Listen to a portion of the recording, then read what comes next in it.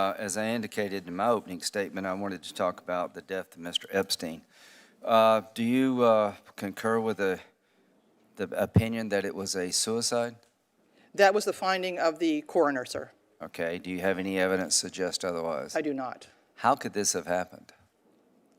Unfortunately, sir, the death and the whole situation is still under the investigation of the FBI and the Inspector General's office, and I'm really not at liberty to discuss specifics of this case. I can discuss issues around institutional operations, but I can't specifically talk about that particular issue. Okay.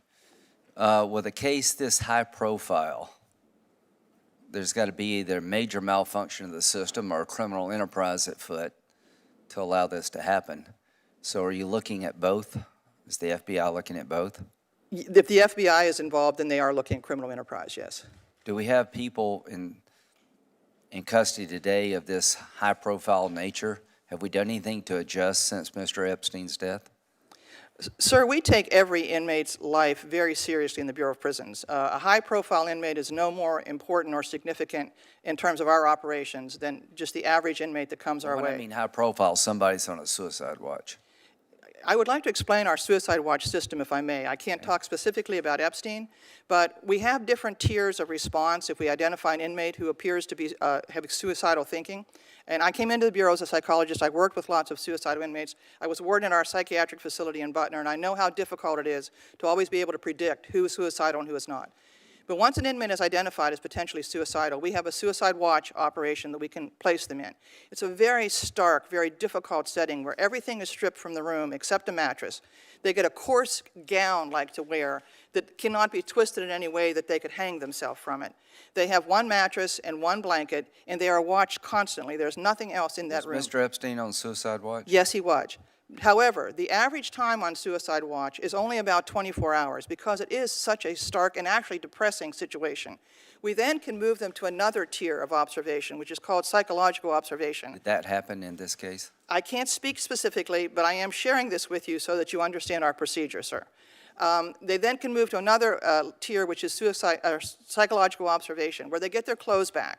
They're in a more normalized setting. They are watched and scrutinized every moment of the day, but that is a much more normal environment. Do they have roommates? I'm sorry, sir? Do they have roommates? No, they do not when they're on psychological observation because they're being watched continuously. Did Mr. Epstein have a roommate when he allegedly committed suicide? No, he did not.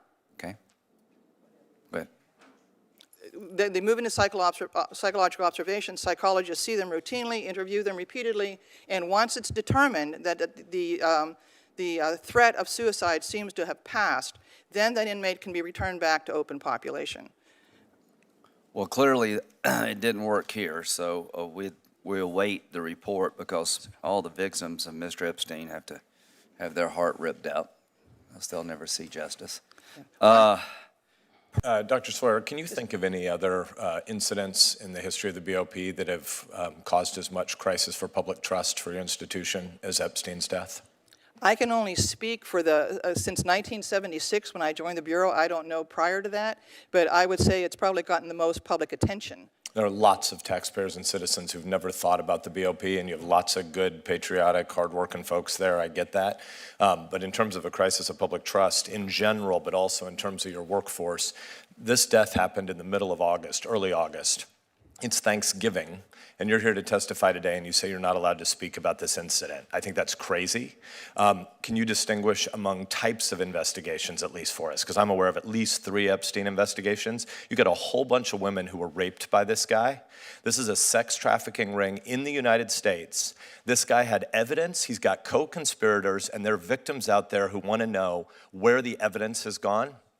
Can you tell us a little bit more about the different investigations? I understand there's at least one that you're directed by Main Justice not to speak about, but there are at least 3 investigations. Can you unpack them, please? There are 2 investigations that are ongoing. One is the FBI's investigation, and the other is the Inspector General's investigation. Both inside BOP, but there's a 3rd one outside, which is why Epstein was in your institution to begin with. Yeah, and that, sir, is completely out of my I get that. There's a lot here where DOJ has failed. There's a lot here that BOP has failed. Let's just be clear so we have a level set for everybody in this room. You're in your job because of this crisis, right? You come here today and you say you can't testify about it, but the reason you're director now is because the last guy got fired, right? Senator, I can't tell you what I don't know. I have received no information from the FBI investigation yet, nor no information from the Inspector General. Once those entities go into one of our facilities, we are forbidden from talking to anybody in the institution. We can send in a team and look at wherever there might have been a security flaw or something, but we are not allowed to talk to anybody in our institutions about anything that happened over the Epstein. With all due respect, you still have an obligation to speak to the girls who were raped by this guy today. You may not have to speak about every particular of the guards that were arrested last night, but the fact that there is an ongoing attempt by the United States government to find out if there's still any evidence about the co-conspirators, you do have an obligation to speak to those girls who were raped today. You may not speak about the specifics of the charges against those two guards this morning who were taken into custody, but more broadly, you should be able to unpack, have we changed any processes about how cases like this are handled? It's been more than 90 days, and you said, I think your quote was, we treat every inmate the same. We believe in America that every individual has equal dignity, but not every inmate has equal value for future criminal investigations. Jeffrey Epstein was still to testify in a case. Somebody who's already been convicted who may be on suicide watch, there are lots of good reasons to not want that guy to be able to kill himself. This is different because it isn't just about the individual inmate who might kill themselves. It's about the fact that that bastard wasn't able to testify against his other co-conspirators. So it is wrong as a management matter for you to say we treat everybody the same. We should be treating people who are yet to testify against other felons, against other rapists. They have a lot more priority for your institution, don't they? Senator, pretty much all of our inmates that are in any of our jail facilities are pretrial. They're still yet to testify, to be involved, to share information on other cases. I don't know what evidence you're asking of me. If you're saying, was there any evidence in his room, in his possession at the time? No, that was all confiscated by the FBI. In his brain and in the cameras and in the tapes that the American public well understands appear to not be urgent enough for the Department of Justice. No, it's very urgent for the Department of Justice, and it's all been confiscated by the FBI, and it's all part of their investigation. That's why none of that is shared with the Director of the Bureau of Prisons or anyone in the Bureau until the investigations are completed. Once those are completed, I'd be very happy to come up here and talk with any one of you that want to hear everything about we glean from those investigations. But until I have that information, there's nothing I can tell you. If I don't have the information, I cannot share anything with you. Then how widespread is the problem of sleeping on the job? There are lots of people in the public who think this seems a very convenient excuse. And so tell us, is it a systemic problem? Do we have a lot of people who sleep on the job when they're supposed to be guarding federal inmates? We have a few, sir, and we have been monitoring the cameras that are existing in every one of our institutions to determine how well and how effectively our our staff members are doing their rounds and counts in the institutions. We have found a couple of other instances, and we have immediately referred those to the Inspector General's office, and I'm encouraging that if people just chose not to do their job, we're hoping the U.S. Attorney's Office will pick up those cases and prosecute them for us, because we don't want those people in the Bureau of Prisons. They are dangerous to everybody, the inmates and the staff. And so we are zealously going about trying to determine which of our employees are good employees and who do their job, and that is the vast majority of the prison staff.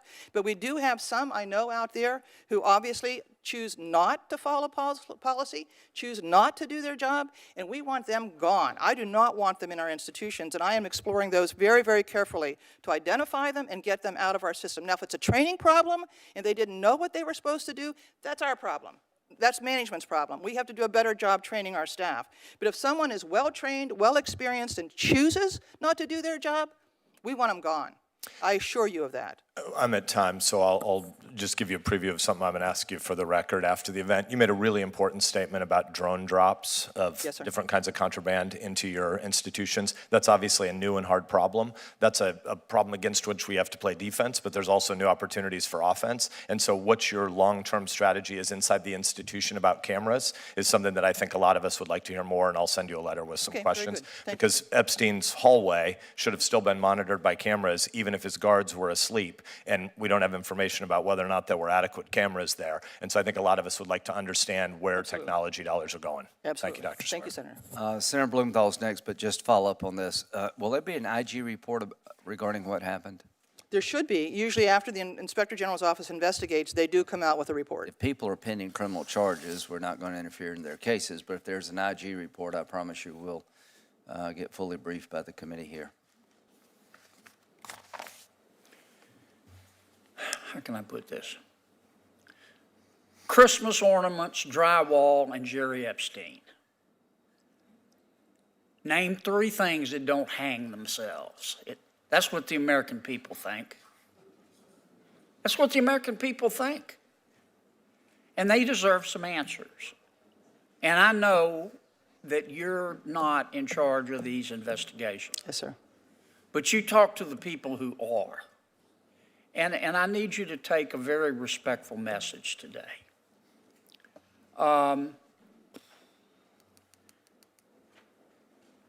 Tell the American people what happened. And don't rush it so that they don't do a thorough investigation. But you and I both know they can make this a top priority and get it done more quickly than they normally would.